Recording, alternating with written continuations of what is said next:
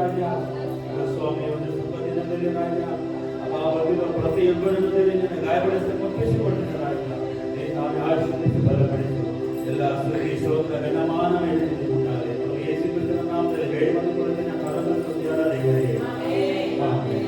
ಹಾಗೆ ನಾವು ನಿಂತಿರುವ ಹಾಗೆ 146ನೇ ಕೀರ್ತನೆಯನ್ನು ನಾವು ಓದಿಕೊಳ್ಳೋಣ. 146 ಕೀರ್ತನೆ.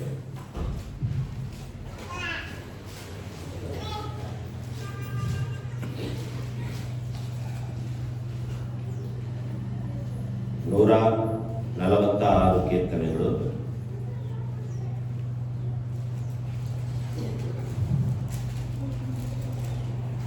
ಯಾಹುವಿಗೆ ಸ್ತೋತ್ರ, ನನ್ನ ಮನವೇ ಯೆಹೋವನನ್ನು ಸ್ತುತಿಸು. ಪ್ರಾಣವಿರುವವರೆಗೂ ಯೆಹೋವನನ್ನು ಸ್ತುತಿಸುವೆನು. ಜೀವಮಾನವೆಲ್ಲ ನನ್ನ ದೇವರನ್ನು ಕೊಂಡಾಡುವೆನು. ಪ್ರಭುಗಳಲ್ಲಿ ಭರವಸೆ ಬಿಡಬೇಡಿರಿ, ಮಾನವನನ್ನು ನೆಚ್ಚಬೇಡಿರಿ. ಅವನು ಸಹಾಯ ಮಾಡ ಶಕ್ತನಲ್ಲ. ಅವನ ಉಸಿರು ಹೋಗಲು ಮಣ್ಣಿಗೆ ಸೇರುತ್ತಾನೆ. ಅವನ ಸಂಕಲ್ಪಗಳೆಲ್ಲ ಅದೇ ದಿನದಲ್ಲಿ ಹಾಳಾಗುವವು. ಯಾವನಿಗೆ ಯಾಕೋಬನ ದೇವರು ಸಹಾಯಕನೋ, ಯಾವನು ನನ್ನ ದೇವರಾದ ಯೆಹೋವನನ್ನು ನಂಬಿರುತ್ತಾನೋ ಅವನೇ ಧನ್ಯನು. ಭೂಮಿ, ಆಕಾಶ, ಸಾಗರ, ಚರಾಚರಗಳ ಇವುಗಳನ್ನು ನಿರ್ಮಿಸಿದವನು, ವಾಗ್ದಾನವನ್ನು ಯಾವಾಗಲೂ ನೆರವೇರಿಸುವವನು, ಹಿಂಸೆಗೆ ಗುರಿಯಾದವರ ನ್ಯಾಯವನ್ನು ಸ್ಥಾಪಿಸುವವನು, ಹಸಿದವರಿಗೆ ಆಹಾರ ಕೊಡುವವನು ಆತನೇ. ಯೆಹೋವನು ಸೆರೆಯಲ್ಲಿರುವವರನ್ನು ಬಿಡಿಸುತ್ತಾನೆ. ಯೆಹೋವನು ಕುರುಡರಿಗೆ ಕಣ್ಣು ಕೊಡುತ್ತಾನೆ. ಯೆಹೋವನು ಕುಗ್ಗಿದವರನ್ನು ಉದ್ಧರಿಸುತ್ತಾನೆ.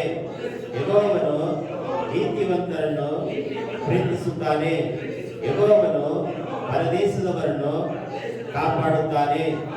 ಆತನು ಅನಾಥರಿಗೂ ವಿಧವೆಯರಿಗೂ ಆಧಾರವಾಗಿದ್ದಾನೆ. ಆದರೆ ದುಷ್ಟರ ಮಾರ್ಗವನ್ನು ಒಟ್ಟು ಮಾಡಿಬಿಡುತ್ತಾನೆ. ಯೆಹೋವನು ಸದಾ ಕಾಲವು ಅರಸನಾಗಿರುವನು. ಜೀಯೋನೇ, ನಿನ್ನ ದೇವರು ತಲಾಂತರಕ್ಕೂ ಆಳುವನು. ಯಾಗುವಿಗೆ ಸ್ತೋತ್ರ. ಹತ್ತಿರ ವಾಕ್ಯ ಎಲ್ಲರೂ ಒಟ್ಟಾಗಿ ಸೇರಿ ಓದಿಕೊಳ್ಳೋಣ. ಯೆಹೋವನು ಸದಾ ಕಾಲವು ಅರಸನಾಗಿರುವನು. ಜೀಯೋನೇ, ನಿನ್ನ ದೇವರು ತಲಾಂತರಕ್ಕೂ ಆಳುವನು. ಯಾಗುವಿಗೆ ಸ್ತೋತ್ರ. ದಯಮಾಡಿ ಎಲ್ಲ ಕೂತ್ಕೊಳ್ಳಿ. Hallelujah, hallelujah. ಓಕೆ, ಮುಂದಿನ ವಾರದಿಂದ ನಮ್ಮ ಕೆಲವೊಂದು ಸಿದ್ಧತೆಗಳನ್ನ ಬದಲಾವಣೆ ಮಾಡಲಿಕ್ಕಿದ್ದೇವೆ. ಏನಂತ ಹೇಳಿದ್ರೆ, ಈಗ ನಾವು ಪ್ರಾರಂಭದಲ್ಲಿ ಒಂದು ಕೀರ್ತನೆ ಓದ್ತೀವಲ್ವಾ, ಆ ಕೀರ್ತನೆ ಯಾರು ಮುಂದೆ ಬಂದು ಓದ್ತಾರೋ 10 ನಿಮಿಷ ಮಾತಾಡಬೇಕು ಆ ಕೀರ್ತನೆ ಬಗ್ಗೆ. ಹಲ್ಲೆಲೂಯಾ. ಯಾಕಂತ ಹೇಳಿದ್ರೆ ಪ್ರತಿಯೊಬ್ಬರು ಕೂಡ ಸತ್ಯವೇದವನ್ನ ಬಾಯಿಂದ ನೀವು ಅರಿಕೆ ಮಾಡಬೇಕು. ಹಲ್ಲೆಲೂಯಾ. ನನಗೆ ಬರಲ್ಲ, ನನಗೆ ಗೊತ್ತಿಲ್ಲ ಅಂತ ಹೇಳಂಗೆ ಇಲ್ಲ. ಅದರಲ್ಲಿ ಏನು ವಾಕ್ಯದಲ್ಲಿದೆಯೋ ಅದನ್ನ ನೀವೇನ್ ಮಾಡಬೇಕು? ಉಚ್ಚಾರಣೆ ಮಾಡಬೇಕು. ಯಾವಾಗ ನಾವು ನಮ್ಮ ಬಾಯಿಯಿಂದ, ನಮ್ಮ ನಾಲಿಗೆಯಿಂದ ನಾವು ಅರಿಕೆ ಮಾಡ್ತೇವೋ 10 ನಿಮಿಷ ಸಾಕಷ್ಟೇ, ಬಹಳ ಹೊತ್ತು ಬೇಡ. ಈಗ ನಾನು ಓದಿದ್ನಲ್ವಾ, ಈ ತರ ಓದಿ ಮುಗಿಸಿದ ಮೇಲೆ ಕೀರ್ತನೆಗೋಸ್ಕರ ದೇವರೇ ಈ ಕೀರ್ತನೆ ಕೊಟ್ಟಿದ್ದಕ್ಕಾಗಿ ಸ್ತೋತ್ರ, ನಿನಗೆ ಸ್ತೋತ್ರವಾಗಿ. ಇದರಿಂದ ನಮ್ಮ ಜೊತೆ ಮಾತನಾಡು, ನಾವು ಏನು ಅರ್ಥ ಮಾಡ್ಕೊಳ್ಬೇಕು, ಜನರಿಗೆ ನಾನು ಏನು ಬೋಧನೆ ಮಾಡಬೇಕು ನನಗೆ ತಿಳಿಯಪಡಿಸು ಆಮೇಲೆ ಅಂತ ಹೇಳ್ಬೇಕು. ಆಮೇಲೆ ಈಗ ಏನ್ ಮಾಡ್ಬೇಕಂದ್ರೆ, ನಾನು ಹೆಂಗ್ ಮಾಡ್ತೇನೆ ಹಂಗೆ ನೀವು ಮಾಡ್ಬೇಕು. ಅಲ್ಲಲ್ಲಯ್ಯ, ಇದು ತರಬೇತಿ ಹೊಂದುವ ಶಾಲೆ. ಯಾವ್ದಿದು? ತರಬೇತಿಯನ್ನು ಹೊಂದಬೇಕು. ಬರೀ ನಾನೇ ಕೀರ್ತಿ, ನನಗೆಲ್ಲ ಮಾಡಕ್ಕೂ ಶಕ್ತಿ ನನಗಿದೆ, ನನಗೆಲ್ಲವೂ ಮಾಡಕ್ಕೆ ನಾನು ಬಲ್ಲ. ಅಲ್ಲಲ್ಲಯ್ಯ, ಯಾಕೆಂದ್ರೆ 26 ವರ್ಷ ದೇವರು ನನ್ನನ್ನ ಕಲಿಸ್ಕೊಂಡು ಬಂದಿದ್ದಾರೆ. ಈಗ ನೀವೇನ್ ಮಾಡ್ಬೇಕಂತ ಹೇಳಿದ್ರೆ, ಪ್ರತಿ ವಾರ ಮುಂದಿನ ವಾರ ಯಾವ ಕೀರ್ತನೆ ಓದಿ 10 ನಿಮಿಷ ಮಾತಾಡ್ತೀರಾ ಎಂಬುದಾಗಿ ನಾನು ಕೇಳ್ತೀನಿ. ಆವಾಗ ನೀವು ಕೈ ಎತ್ತಬೇಕು. ಇಲ್ಲ, ಕೈ ಎತ್ತಿಲ್ಲ ಅಂದ್ರೆ ನಾನೇ ಹೇಳ್ತೀನಿ. ಸೊ ಹಾಗೆ ಏನ್ ದೊಡ್ಡ ಸಾಧನೆ ಅಲ್ಲ, ದೊಡ್ಡ ಕಷ್ಟ ಅಲ್ಲ, ಏನ್ ಗುಡ್ಡವನ್ನು ಹೊತ್ಕೊಂಡು ಹೋಗ್ರಿ ಅಂತ ನಾನು ಹೇಳ್ತಾ ಇಲ್ಲ. ನೀವು ಯಾವ ಕೀರ್ತನೆ ಅಂತ ತಗೊಳ್ಳಿ, ಕೀರ್ತನೆ ಓದಿ ಮುಗಿಸಿದ ಮೇಲೆ ಈ ತರ ಹೇಳ್ಬೇಕು. ಏನಂತ ಹೇಳಿದ್ರೆ, ನಾವು ಈಗ ಓದಿರುವಂತಹ ಕೀರ್ತನೆಯಲ್ಲಿ ಮುಂದೆ ನಾವು ನೋಡುತ್ತೇವೆ, ಯೆಹೋವನನ್ನ ಆಶ್ರಯಿಸಿಕೊಂಡವರು ಧನ್ಯರು. ಅಲ್ಲೇ ಇದೆ, ನಾನೇನು ಹೊರಗಡೆಯಿಂದ ಏನೇನು ತಗೊಂಬಂದಿಲ್ಲ. ಸೊ ಅದರಲ್ಲೇ ಬರೆಯಲ್ಪಟ್ಟಿದೆ. 1ನೇ ವಚನ ಹೇಳ್ತಾ ಇದೆ, ನನ್ನ ಮನೆಯೇ ಯೆಹೋವನನ್ನು ಸ್ತುತಿಸು, ಪ್ರಾಣ ಇರುವವರಿಗೂ ಯೆಹೋವನನ್ನ ಸ್ತುತಿಸುವೆನು. ಸೊ ನಮ್ಮಲ್ಲಿ ಎಷ್ಟುವರೆಗೆ ಪ್ರಾಣ ಇದೆಯೋ ಅಲ್ಲಿವರೆಗೂ ನಾವು ದೇವರನ್ನ ಏನ್ ಮಾಡ್ಬೇಕು, ಸ್ತುತಿ ಮಾಡ್ಬೇಕು ಅಷ್ಟೇ, ಬೇರೆ ಏನಿಲ್ಲ. ಸೊ ಪ್ರತಿಯೊಬ್ಬರು ಕೂಡ ಅಷ್ಟೇ. ಮುಂದಿನ ವಾರ ಯಾರು ಮಾತಾಡ್ತೀರಾ ಕೈ ಎತ್ತಿರಿ, ಇಲ್ಲಾಂದ್ರೆ ನಾನೇ ಹೇಳ್ತೇನೆ. ಯಾಕಂದ್ರೆ ನೀವು ಪ್ರತಿಯೊಬ್ಬರು ಉಪದೇಶಕರಾಗಬೇಕು. ಏನೇನೋ ಮಾತಾಡ್ತೀರಾ, ಜಗಳ ಮಾಡಕ್ಕೆ ಮುಂದೆ ಇರ್ತೀರಾ, ಕುಸ್ತಿ ಆಡಕ್ಕೆ ಮುಂದೆ ಇರ್ತೀರಾ, ಹೌದಲ್ವಾ? ಸುಳ್ಳು ಹೇಳಕ್ಕೆ ಬೇಗ ಬರ್ತದೆ, ಜಗಳ ಮಾಡುವುದಕ್ಕೆ ಬೇಗ ಬರ್ತದೆ. ಆದ್ರೆ ದೇವರ ವಾಕ್ಯವನ್ನ ಕೇವಲ 10 ನಿಮಿಷ ಮಾತಾಡಬೇಕು, 5 ರಿಂದ 10 ನಿಮಿಷ ಸಾಕು. ಓಕೆ, ಮುಂದಿನ ವಾರ ನಮ್ಮ ಶಿವಾನಿಯವರು, ಶಿವಾನಿ ತಾನೇ ಹೆಸರು, ಎಲ್ಲ ಒಂದೇ ತರ ಇದ್ದೀರಲ್ಲ, ಹೆಸರು ಕನ್ಫ್ಯೂಸ್ ಆಗ್ತದೆ ಅಲ್ಲಲ್ಲಯ್ಯ. ಸೊ ಶಿವಾನಿಯವರು ಮುಂದಿನ ವಾರ ಮಾತಾಡಿ, ಯಾವ ಕೀರ್ತನೆ ಆದ್ರೂ ಸರಿ. ನೀವೇನ್ ಮಾಡ್ಬೇಕಂದ್ರೆ ಮನೆಗೆ ಹೋಗಿ, ದೇವರೇ ಈ ವಾರ, ಮುಂದಿನ ವಾರ ನಾನು ಯಾವ ಕೀರ್ತನೆ ಓದಬೇಕು, ಒಂದ್ಸರಿ 3 ಸಲ ಓದ್ರಿ, 3 ಸಲ ಓದ್ಬಿಟ್ಟು ಅದರಿಂದನೇ ಮಾತಾಡ್ರಿ, ಬೇರೆ ಏನು ಬೇಡ. ಸೊ ಈಗ ಓದಿರುವಂತ ವಾಕ್ಯದಲ್ಲಿ ಸುಮಾರು ಗುಣಾರ್ಥಗಳಿದೆ. ಏನೇನು ಗುಣಾರ್ಥಗಳಿದೆ? ಪ್ರಾಣ ಇರೋವರೆಗೂ ದೇವರನ್ನ ಸ್ತುತಿ ಮಾಡಬೇಕು. 1 ವರ್ಷ ಪ್ರಾಣ ಇರ್ತದ, 2 ವರ್ಷ ಪ್ರಾಣ ಇರ್ತದ, ಅಲ್ಲಿವರೆಗೂ ದೇವರನ್ನ ಸ್ತುತಿ ಮಾಡಬೇಕು. ಸೊ ಒಬ್ಬರಾದ್ಮೇಲೆ ಒಬ್ರು ಹೀಗೆ ಕಂಟಿನ್ಯೂ ಮಾಡಬೇಕು. ನೀವೆಲ್ಲ ಉಪದೇಶಕರಾಗಬೇಕು. ಯಾಕಂದ್ರೆ ನಿಮಗೆಲ್ಲ ಏನು ಗೊತ್ತಿಲ್ಲ, ಸುಮ್ಮನೆ ಬಾಯಲ್ಲೇ ಅರಮನೆ ಕಟ್ತಾ ಇದ್ದೀರಾ. ಒಂದು ಸಂಡೇ ಸ್ಕೂಲ್ ಮಾಡಕ್ ಬರಲ್ಲ, ಹಾಡಾಡಕ್ ಬರಲ್ಲ, ಆಕ್ಷನ್ ಸಾಂಗ್ಸ್ ಬರಲ್ಲ. ನೀವು ಮಾಡಕ್ ಬರಲಿಲ್ಲ ಅಂದ್ರೆ ನಮ್ಮ ಜೊತೆಯಲ್ಲಿ ಸಹಕಾರ ಮಾಡಿದ್ರೆ ಅದಕ್ಕೂ ಬರೋದಿಲ್ಲ. ನಾನು ಒಬ್ಬನೇ, ಈ ವಯಸ್ಸಲ್ಲಿ ನಾನು ಒಬ್ಬನೇ ಡ್ಯಾನ್ಸ್ ಮಾಡ್ಕೊಂಡು ತಿರುಗಾಡ್ತಾ ಇದ್ದೀನಿ ಬೀದಿಗಳಲ್ಲಿ, ಮನೆಗಳಲ್ಲಿ ನಾನು ಒಬ್ಬನೇ ಡ್ಯಾನ್ಸ್ ಮಾಡ್ತಾ ಇದ್ದೀನಿ. ಯೂಟ್ಯೂಬ್ ನೋಡಿದ್ದೀರಾ, ನನ್ನ ಸ್ಟೇಟಸ್ ನೋಡಿದ್ದೀರಾ? ಇದೆಲ್ಲ ನೀವು ಮಾಡುವಂತ ಕೆಲಸ. ಸಣ್ಣ ಪ್ರಾಯ 14 ವಯಸ್ಸಿಂದ ಇದು ಮಾಡ್ಕೊಂಡು ಬರ್ತಾ ಇದ್ದೀನಿ ನಾನು. ಬಂದು ಸಹಕಾರ ಮಾಡ್ರಿ ಅಂದ್ರೆ ಬರ್ತಾ ಇಲ್ಲ. ಲಾಸ್ಟ್ ವೀಕ್ ತಲೆಕೊಪ್ಪ ಕರೆದಿದ್ದೆ ನಾನು, ಬನ್ನಿ. ಏನು ನೀವೇನು ಆಡ್ತೀರೋ ಅದನ್ನೇ ಸ್ವಲ್ಪ ಆಕ್ಷನ್ ಸಾಂಗ್ಸು. ನಿಮ್ಮನ್ನು ನೋಡಿದ್ರೆ ಮಕ್ಕಳು ಇಷ್ಟಪಡ್ತಾರೆ, ನನ್ನ ನೋಡಿದ್ರೆ ಭಯಪಡ್ತಾರೆ, ನನ್ನ ಮೀಸೆ ನೋಡಿ ಭಯಪಡ್ತಾರೆ, ನನ್ನ ಭಾಷೆ ನೋಡಿ ಭಯಪಡ್ತಾರೆ. ಸೊ ಹೆಣ್ಮಕ್ಳು ನೀವೆಲ್ಲ ಬರಬೇಕು, ಗಂಡು ಮಕ್ಕಳು ನೀವು ಬಂದು ಆಕ್ಷನ್ ಸಾಂಗ್ಸ್ ಮಾಡಬೇಕು. ಕೈಗೆ ಸಿಕ್ಕಾಕೊಡುತ್ತೆ, ನೋಡ್ಕೊಳ್ರಿ, ಆ ಕಡೆನೂ ಮನಸ್ಸಿರ್ಬೇಕು. ನೋಡಿ ಹಂಗೇ ಕೂತ್ಕೊಂಡಿದ್ದಾರೆ ನೋಡಿ, ಈ ಕಡೆ ಹಾಕ್ಬಿಡ್ರಿ, ಯಾಕಂದ್ರೆ ಬೆರಳು ಹೋಗ್ಬಿಡ್ತಾವದು ಅಲ್ಲಯ್ಯ. ಸೊ ಹಾಗೆ ನೀವು ಅದನ್ನ ನೀವು ಕಲಿಬೇಕು. ನೀವು ಯಾರು ಆನಂದ್ ಸಾರೇ ಬಂದು ನಿಮ್ಗೆ ಹೇಳ್ಬೇಕಾ, ಜಾನ್ಸಿ ಅವರೇ ನಿಮ್ಗೆ ಹೇಳ್ಬೇಕಾ BBS ಮಾಡ್ರಿ ಅಂತ ನಾನು ಹೇಳಿದ್ರೆ ಕೇಳಲ್ವಾ? ಒಬ್ಬರೇ ಒಬ್ರು ಮಾತ್ರ ಬಂದಿದ್ರು ಅಷ್ಟೇ, ನಿಖಿತಾ ಅವರು ಅಷ್ಟೇ ಬಂದಿದ್ರು, ಸಂಜಯ್ ಬ್ರದರ್ ಅವ್ರು ಬಂದಿದ್ರು ಅಷ್ಟೇ, ಯಾರು ಬಂದಿದ್ರು. ಸ್ಪೀಕರು ಮೈಕೆಲ್ಲ ಬ್ರದರ್ ಸಹಕಾರ ಮಾಡಿದ್ರು, ಅದೇನು ತಪ್ಪಂತ ಹೇಳ್ತಿಲ್ಲ. ಬಂದು ಅಲ್ಲಿ ಸ್ವಲ್ಪ ಒಂದು 10 ರಿಂದ 5 ನಿಮಿಷ ಅಷ್ಟೇ, ಸ್ವಲ್ಪ ಆಕ್ಷನ್ ಸಾಂಗ್ಸ್. ನೀವು ಏನು ಕಲ್ತ್ಕೊಂಡಿದ್ರೆ ಅದನ್ನ ಕತೆ ರೂಪದಲ್ಲಿ ಹೇಳ್ಬೇಕು. ಅವ್ರು ನಂಬದೇ ಇರಲಿ, ಅವ್ರು ಚರ್ಚಿಗೆ ಬರಲಿ, ಚರ್ಚದೇ ಬರಲಿ, ಅವ್ರು ಮಂಡರಾಗಿರ್ಲಿ, ಅವ್ರು ದಡ್ಡರಾಗ್ಲಿ, ಅವರು ಸೈತಾನ್ಗಳೇ ಆಗಿರಲಿ, ನಮ್ಮ ಕರ್ತವ್ಯ ಏನು, ಅವ್ರನ್ನ ವಾಕ್ಯದಲ್ಲಿ ಬೆಳೆಸ್ಬೇಕು. ಇವತ್ತೆಲ್ಲ ಒಂದು ದಿನ ಒಬ್ರು ಭಾಗ್ಯರಾಜ್ ಪಾಸ್ಟರ್ ಬಂದಿದ್ರು, ಅಂಕಲ್ ಬಂದಿದ್ರು, ಚಾಕ್ಲೇಟ್ ಕೊಟ್ಟಿದ್ರು, ಡ್ಯಾನ್ಸ್ ಮಾಡಿಸಿದ್ರು, ಫೋನ್ ಮಾಡಿವೆ, ಹೊರಟಿದೆ ರೈಲು ಗಾಡಿ ಇಂಥದೆಲ್ಲ ಕಲ್ಸ್ಕೊಟ್ರೆ ಅಂತೇಳಿ 10 ವರ್ಷ ಆದ್ಮೇಲೆ, 5 ವರ್ಷ ಆದ್ಮೇಲೆ ಅವ್ರು ನೆನಪು ಮಾಡ್ಕೊಂತಾರೆ. ನಾನು ಹೇಳೋದು ಕರ್ತ ಇಲ್ವಾ? ಈಗ ನೀವು ಸಣ್ಣ ವಯಸ್ಸಲ್ಲಿ BBS ಮಾಡಿರ್ತೀರ, ಏನ್ ಕಲ್ತ್ಕೊಂಡಿದ್ದೀರಾ? ನೀವು ಮದುವೆ ಆಗೋದು ಮುಂಚಿತವಾಗಿ ಸಂಡೇ ಸ್ಕೂಲ್ಗೆ ಹೋಗಿರ್ತೀರ, ಹೌದಲ್ಲ ಸಿಸ್ಟರ್? ಸಂಡೇ ಸ್ಕೂಲ್ಗೆ ಹೋಗಿದ್ದೀರಾ ಇಲ್ವಾ? ಏನ್ ಕಲ್ಸ್ಕೊಟ್ರು ನಿಮಗೆ? ಸೊ ನೀವು ಬಂದು ಸಹಕಾರ ಮಾಡಬೇಕು. ಸೊ ಇದು ಅಭ್ಯಾಸವನ್ನ ಮಾಡಬೇಕು. ಅಂದ್ರೆ ನೀವೆಲ್ಲವನ್ನ ಕಲಿಬೇಕು. ಇಲ್ಲಿ ಬಂದು ಮುಂದೆ ನಿಂತ್ಕೊಂಡು ಧೈರ್ಯವಾಗಿ ಮಾತಾಡೋದು ಕಲಿಯಬೇಕು. ನಾಳೆ ಒಂದಿನ ಯೂತ್ ಮೀಟಿಂಗ್ ನಿಮ್ಮನ್ನ ಯಾವ್ದಕ್ಕೆ ಕರೆದ್ರೆ 10 ನಿಮಿಷ ಮಾತಾಡ್ರಿ ಅಂತಾರೆ. ಜಾನ್ಸಿ ಮೇಡಮ್ ಹೇಳ್ತಾರೆ ಹೇಳಲ್ವಾ? ಸ್ತ್ರೀಯರ ಮೀಟಿಂಗ್ ಅಲ್ಲಿ ಯಾರಾದ್ರು ಮಾತಾಡ್ತೀರಾ ಅಂತ ಕೇಳ್ತಾರ ಇಲ್ವಾ? ಅವ್ರು ಹೇಳಿಲ್ಲ ಅಂದ್ರು, ಸಿಸ್ಟರ್ ನಾವು ಸ್ತ್ರೀಯರ ಕೂಟದಲ್ಲಿ ನಾನು ಮಾತಾಡ್ತೀನಿ ಸಿಸ್ಟರ್, ದೇವ್ರು ನನ್ನಲ್ಲಿ ಮಾತಾಡ್ತಾ ಇದ್ದಾನೆ, ನಾನು ಒಂದು 10 ನಿಮಿಷ ಮಾತಾಡ್ತೀನಿ. ನೀವು ಮುಂದೆ ಬರಬೇಕು. ಅಲ್ಲೇ ನೀವು ಮಾತಾಡಬೇಕು. ಇಲ್ಲಿ ಸಭೆಯಲ್ಲಿ ನೀವು ಏನು ಕಲ್ತ್ಕೊಂಡಿದ್ದೀರೋ ಅದಲ್ಲಿ ಹೋಗಿ 10 ನಿಮಿಷ 15 ನಿಮಿಷ ಮಾತಾಡ್ಬೋದು. ಇಲ್ಲಿ ನಾವು ನೇರವಾಗಿ ವಿಷಯಕ್ಕೆ ಬರೋಣ. ಒಬ್ಬೊಬ್ರು ಸಿದ್ಧರಾಗಿರಿ. ಮುಂದಿನ ವಾರ ಶಿವಾನಿ ಅವರ ಆದ್ಮೇಲೆ ಅದು ನೆಕ್ಸ್ಟ್ ವಾರ ಒಬ್ರು ಕಂಟಿನ್ಯೂ ಆಗಿ ಮಾಡ್ಕೊಂಡು ರೆಡಿಯಾಗಿ ಬನ್ನಿ. ಮತ್ತೆ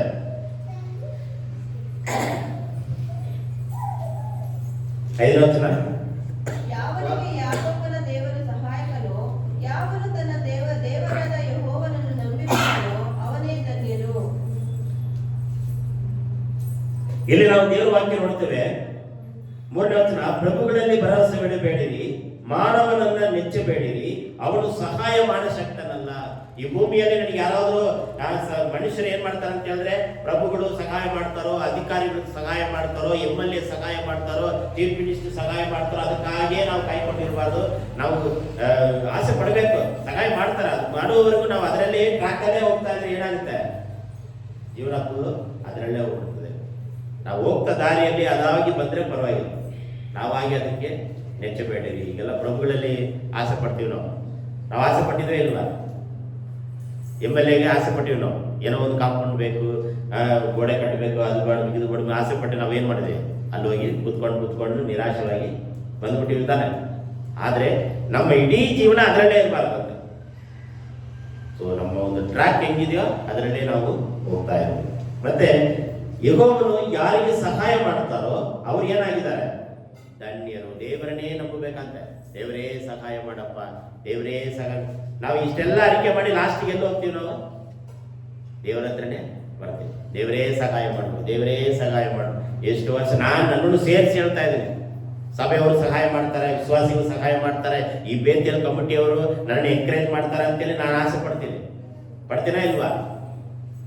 ಏನು ಪ್ರಯೋಜನ? ಲಾಸ್ಟಿಗೆ ನಾನು ಯಾರು ನಂಬಬೇಕು? ಯೇಸುವನ್ನೇ ನಂಬಬೇಕು. ದೇವರ ವಾಕ್ಯ ನನಗೂ ಮಾತಾಡ್ತದೆ, ನಿಮಗೂ ಮಾತಾಡ್ತದೆ. ನೀವು ಅಷ್ಟೇ, ಯಾರಾದ್ರೂ ಅಷ್ಟೇ, ಪಾಸ್ಟರ್ ಸಹಾಯ ಮಾಡ್ತಾರೋ, MLA ಸಹಾಯ ಮಾಡ್ತಾರೋ, ಅದರಲ್ಲೇ ನಾವು ಹೋಗ್ತಾ ಇದ್ರೆ ಏನು ನಡೆಯಲ್ಲ. ಈಗೆಲ್ಲ ಅಲ್ಲಲ್ಲಿ ಸ್ಟಾಪ್ ಆಗಿ ನಿಂತಿರೋದು ಏನಕ್ಕೆ? ಸಹಾಯ ಬರ್ತದೆ. ಸೀಟ್ ಹಾಕಲು ಬೇಡ, ಈ ಸಹಾಯ ಬರ್ತದೆ, ವೆಯ್ಟ್ ಮಾಡೋಣ. ಈ ಬಾತ್ರೂಮ್ ಕೆಳಗೆ ಬೇಡ, ಸಹಾಯ ಬರ್ತದೆ, ವೆಯ್ಟ್ ಮಾಡೋಣ. ಅಲ್ಲಯ್ಯ,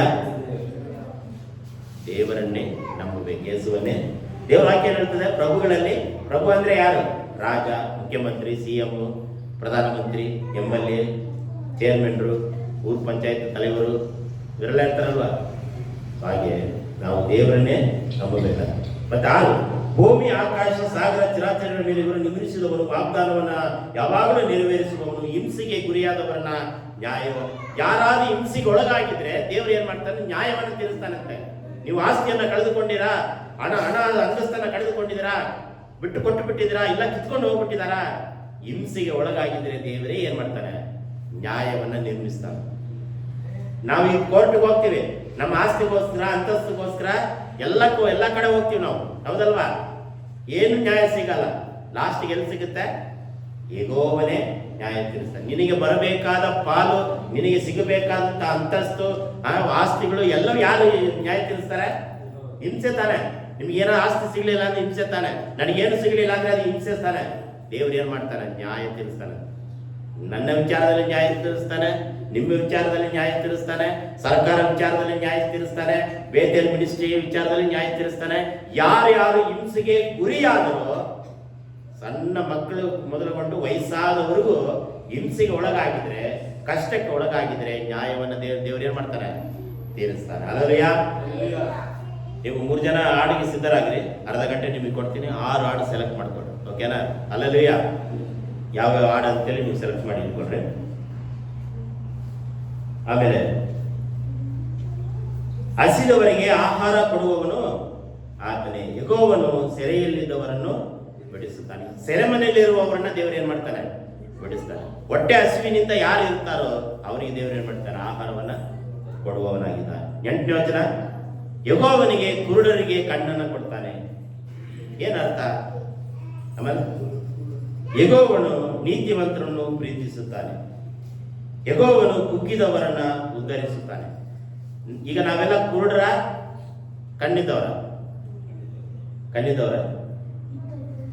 ನಾವೆಲ್ಲ ಕುರುಡರಾಗಿದ್ದೀವಿ.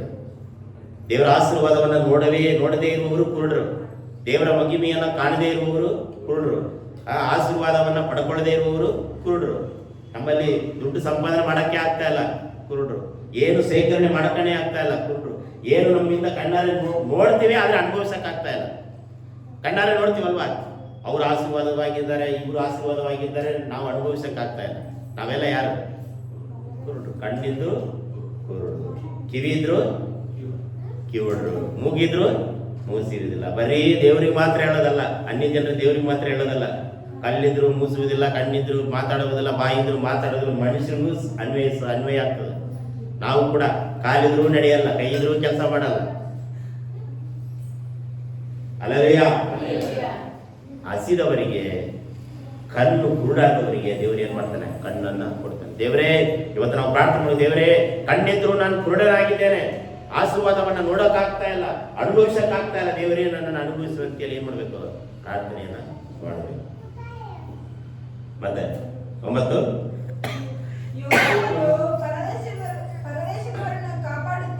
ಯೆಹೋವನು ಪರದೇಶದವರನ್ನು ಕಾಪಾಡುತ್ತಾನೆ. ಪರದೇಶದವರು ಯಾರು? ಪರದೇಶದವರಂದ್ರೆ ಯಾರು? ಯಾರು ಪರದೇಶಿ ಅಂದ್ರೆ ಯಾರು? ಕೆಟ್ಟ ಭಾಷೆ ಅನ್ನದ? ಯಾರು ಇಲ್ಲದವರು ಅನಾಥರು. ಪರದೇಶದವರಂದ್ರೆ ಯಾರು? ಬೇರೆ ಹಿಂದಿ ಭಾಷೆಯಲ್ಲಿ ನೋಡ್ರಿ ಯಾರಂತ, ಇಂಗ್ಲಿಷಲ್ಲಿ ನೋಡ್ರಿ. ಪರದೇಶದವರಂದ್ರೆ ಯಾರು? 9ನೇ ವಚನ ಓದ್ರಿ, ಬೇರೆ ಭಾಷೆ, ಬೇರೆ ಕನ್ನಡದಲ್ಲಿ ನೋಡ್ರಿ. ಹಿಂದಿಯಲ್ಲಿ ಏನಿದೆ? ಪರದೇಶ. ಅದಕ್ಕೆ ಪರದೇಶದವರಂದ್ರೆ ಯಾರು? ಯಾರು ಹೇಳ್ತಾರ? ಒಬ್ಬರಂದ್ರು ಯಾರು ಇಲ್ಲದವರು ಅನಾಥರು, ದಿಕ್ಕಿಲ್ಲದವರು ಬರಲ್ಲ. ಬೇರೆ ಕನ್ನಡದಲ್ಲಿ ಬೇರೆ ದೇಶ.